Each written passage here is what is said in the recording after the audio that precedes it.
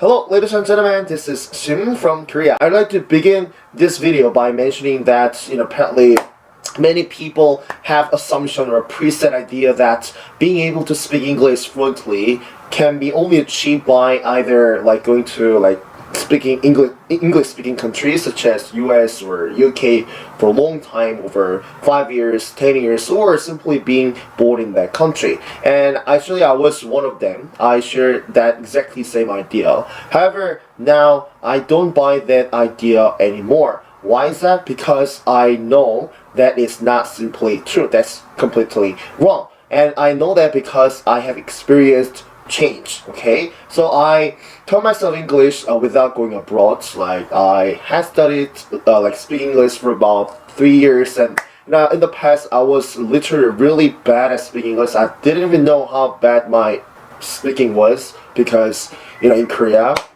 you don't have any opportunity to speak in English. And actually this is one of the reasons why a lot of people think that their speaking is not that good, even though they are relatively good at reading and listening. Okay, so in today's video, based on my personal experience, I'm going to share with you my story, or more specifically speaking, I'd like to share with you what kind of transformation, what kind of change that I had created for about 3 years, from a guy who could speak a thing in English to completely new guy who can speak English, not pretty much fluently, but fluently to the point that where I don't have any problem in communicating in English. Okay, so if that sounds interesting, let's jump into it. First of all, I need to introduce myself. I was born in Korea. I'm pretty much Korean, just like if you're Korean watching this video, and all my family members are Koreans, all my friends are Koreans, and I graduated from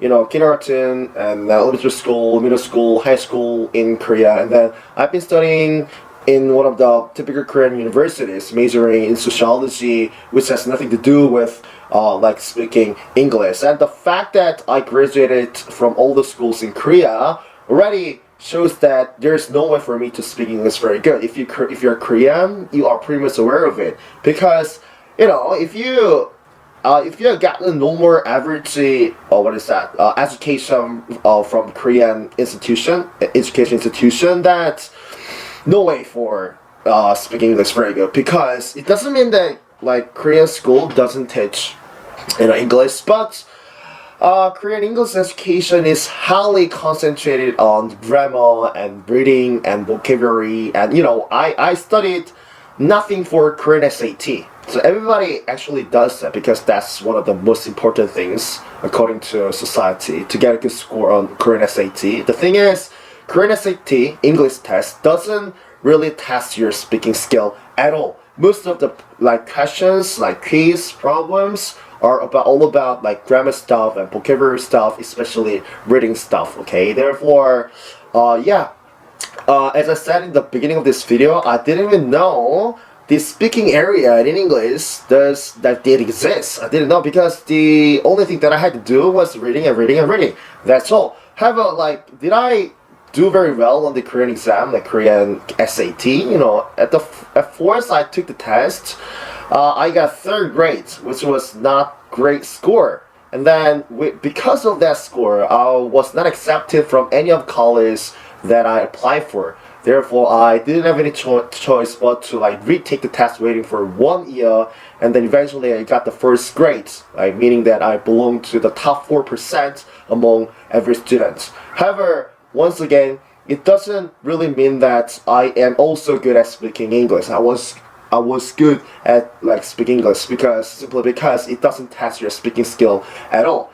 And then after entering university, I just stopped studying all the studies, my major, and including English, because I felt like I should be rewarded for time that I sacrificed for entering this university. And that's what almost every a newcomer, not newcomer, how do I put it?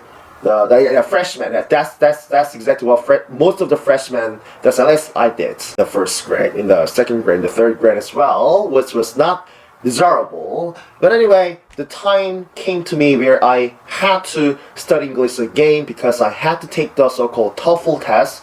as far as I know, this is a international like English official test, so you must know it. The reason I took the TOEFL test was because I wanted to go to like abroad, hopefully, preferably to the United States as an exchange student. I needed a TOEFL score and study hard, but the result was kind of disappointing because I got 78 out of 112 perfect score, which was not really great score. And in particular, when it comes to speaking score, I got 18 out of 30.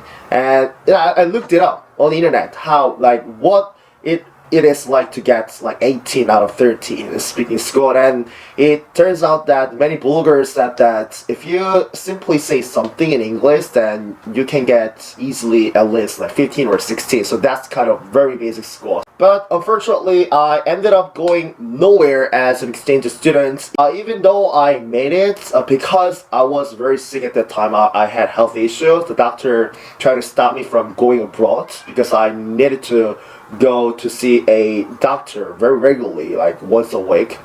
Therefore, I just gave up, but it didn't really make me give up, achieving high level of speaking English. And it only made me even like push myself harder to improve speaking English, with the idea in my mind that if I speak English without going abroad, then probably I will make my unique strength that others cannot have, because at that time around me there was no one who spoke English very fluently without foreign experience. Therefore, I decided to make it, and once I decided to do it, I was very determined, I was very motivated. So since then, I tried basically many things to improve speaking English. Not like reading, not listening, not writing, just speaking.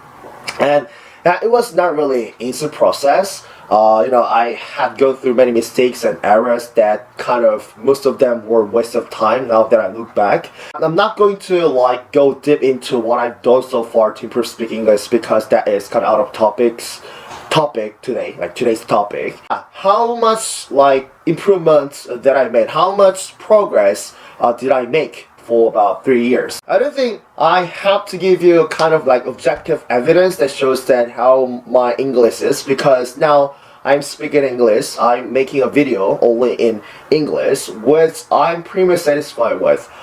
In the past 3-4 years ago, I could never imagine that I can make a video in English without full script. I just put keywords next to me on the screen, and with those keywords I can just speak English. I can express whatever I want to say in English without long hesitation. Of course, still I make grammar mistakes when I speak in English, and sometimes occasionally I don't know proper vocabularies or proper expressions that do fit well in certain situations or certain contexts. Probably you have already realized that, recognized that my pronunciation and intonation are not perfect. There is such a huge improvement. There's such a huge room. I've made another mistake. There is such a huge room for improvement in terms of pronunciation, intonation, and vocabulary, expression, slang, grammar, blah blah blah, etc.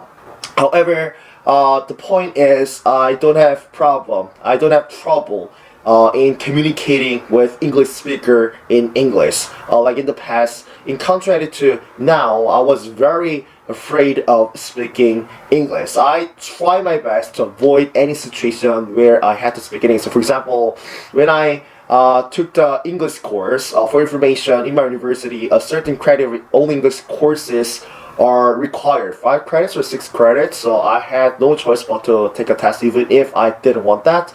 And then I did my best to avoid giving a presentation in English, to avoid asking a question, even if I'm very kind of active guy in a class, Korean class, but when I got into all English course, I did say nothing, even if I was super curious about something, even if I wonder why professor said like that, why theory goes like that. I didn't ask a question because I was embarrassed. I was not confident at speaking English, and then most of all, above all, I couldn't make any sentence in English fluently, rapidly. I didn't want to see professors and students waiting for me to complete a sentence. That was kind of very embarrassing situation. You must relate to me if you have gone through that situation. However, now, I kind of welcome the situation and I take this situation as an opportunity to practice speaking English. I enjoy that situation, that time that I have to speak in English, because not only am I confident at speaking English, but also I know through that kind of experience, with that kind of situation, I can also step up my English even more, even better, even further. So that's the change that I made for 4 years, 3 or 4 years. To cut long story short, I've made it. Alright, I've made it. Yes, at first when I try to start to learn speaking English, not reading, not listening, I kind of doubted myself. I was wondering if I could make it or not. I was not sure about it. My message here is very simple and clear. You don't have to necessarily go broad to studying foreign language, speaking English or Spanish, Portuguese, whatever language you're looking into master. If you have basic knowledge, if you have basic ability, and if your IQ is higher than 80 or 90, then the chances are you are in a position to to be able to speak English very fluently if you take the right way, if you put in the right amount of work, efforts, and time. That's all. If you have any comments or questions or anything you want to say to me, just leave that in the comment box. I'm gonna see you in the next video. Bye bye.